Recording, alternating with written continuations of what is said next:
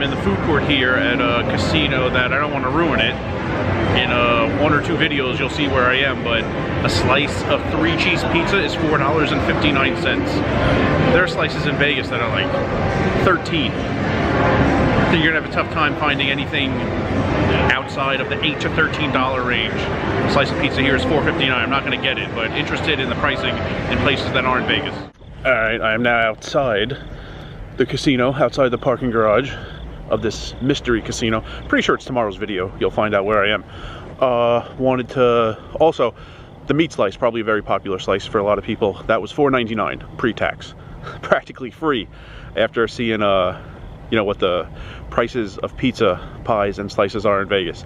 Anyway, wanted to talk about why I don't make hand history videos. It's going to be another type of video where I'm mostly making it so that in the future when people ask in comments, I could just copy and paste the link to this video, because a lot of people ask. I mention it in passing, but I guess I'll be very explicit with these 4 reasons. First reason is that they're trite.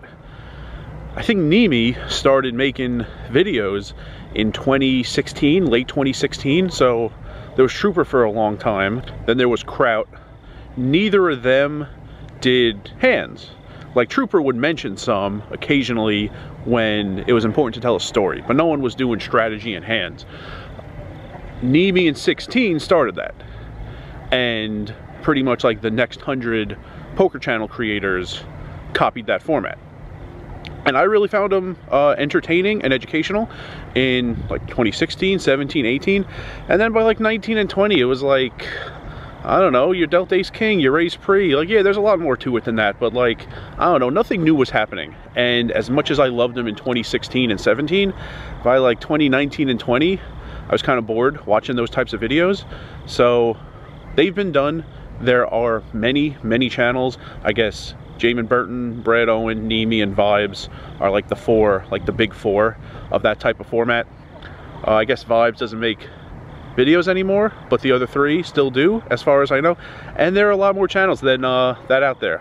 Wolfgang, Lex, back in the day, watched some Pinoy Image. He played at Bally's a few times, caught my attention, the thumbnail, seeing those chips.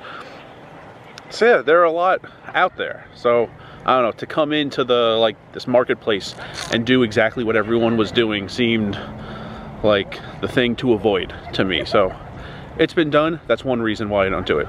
Second reason is that I've made a few and they're not very popular. It seems like when people ask, it's like a small number of very loud people asking. I think I've made 15 or 20 hand history videos, and for one, they're like people kind of following me. I wonder where their car is. I just hear them getting closer and closer. That's why I'm walking, and they just keep getting closer. So I made some videos. I thought the lag hands were incredibly, like, I thought they were going to be popular, and they were different, because a lot of people nowadays, they play a lot of hands pre-flop. I wouldn't quite call it lag, even though it does meet the 2 criteria of loose and aggressive. When I played lag, I need to stop and let these people go, I can't take it. When I played lag in 2016, it was like 4-6 months, it was like, it wasn't just playing a lot of hands pre, and then like playing balanced post-flop, which is what a lot of people do, and it works. People are very good at it and they make a lot of money doing it. But it was like, man, it was like to the extreme. It was like every hand I was ready to run a multi-street bluff, 2 barrels, 3 barrels, end with an all-in on the river.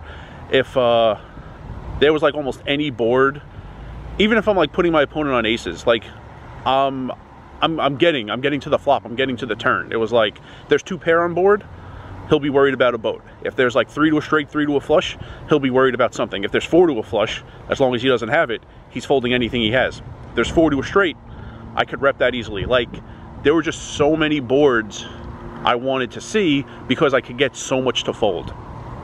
And the hand history videos that I've been seeing like the past 8 years or so, it's like, I don't know, no one's playing that like Durr style where it's like under all circumstances I'm getting him to fold or I'm losing my stack. So I put up 5 lag hands that were not quite that extreme, but like more extreme than the typical hand histories you see.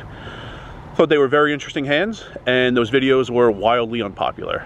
And then I did some failed bluffs, also unpopular. And then last year I put 3 like somewhat interesting hands, and they were also unpopular. So I don't know how many more times, if any, I'm going to make hand history videos when it's like 0 for 3. They're not very popular. Third is that I don't think you would have a great viewing experience if I made them a lot, because I don't have a huge interest in it. It wouldn't be very like fulfilling for me to like plan, film, and edit. Feel like creators, teachers, it's just better when the person is very enthusiastic about the topic. And that's like very close to the bottom of poker topics that interest me these days. If I made those videos back in like 2015 and 16, I think it would be a much different story. But now in 2024, making videos like that just doesn't like appeal to me. So throughout the whole process, I think you would be able to tell as a viewer that like throughout the whole process, I wasn't like as into it. I remember making a video on how like when I pay rent, how I like save money 2 ways. I remember I was sitting in the slot machines in Bally's, and I said I buy gift cards on a gift card marketplace to Airbnb. For one, I pay less than the value of the card, and also I get cash back on my credit card for buying the cards. So there are 2 ways paying less than like face value for a lot of the rooms I pay throughout the year. I was just excited to like give that information to people. Probably a lot of people don't know that that gift card marketplace exists. And I mean, I guess a lot of people out there are utilizing their like credit card rewards. But I don't know. I know some people who use Airbnbs, not as often as I do, but I don't think they're paying with gift cards. I think they're just paying through the site, which I guess you would. Actually, I'm not even sure if I did it on my credit card, if I would get the cash back like I do. Because one of the categories for me is online shopping, and buying those gift cards counts as online shopping. I don't know if paying directly through Airbnb would count as online shopping. So it might just be paying through Airbnb, I get 0 back. Doing it the way I do it with the gift cards, I get like money back, money saved 2 ways. I was just very excited to share that information and talk about it and explain it. And if people are out there who are going to use Airbnb a fair amount, they could do the same thing. And like that topic interests me more than talking strategy about like one-hand to poker. So I think without like my enthusiasm in it, it wouldn't make for a great video. And number 4, this might be the most important. They take a very long time to edit. I knew before I started the channel I wanted to do daily videos, or almost daily videos. As it is, I'm doing daily videos. And even without any like video editing experience, I could tell those videos with all those graphics and transitions and like the picture-in-picture would just take forever. I remember someone at a table one day saying that Brad Owen mentioned in a video that for every minute of video you see, it took an hour of editing. Leaf just hit me in the face. I thought him and Nemi have the same editor, so I don't know if it's him that's doing the editing, but like if that number is true, that's like a ton. It's like, yeah, I could see that, but that's huge. And if that were the case for me, I just wouldn't be able to like make that many videos. I remember someone summer last year in Lake Elsinore had just started a channel. His first name was Austin. I think the name of the channel was just his name. I don't remember his last name.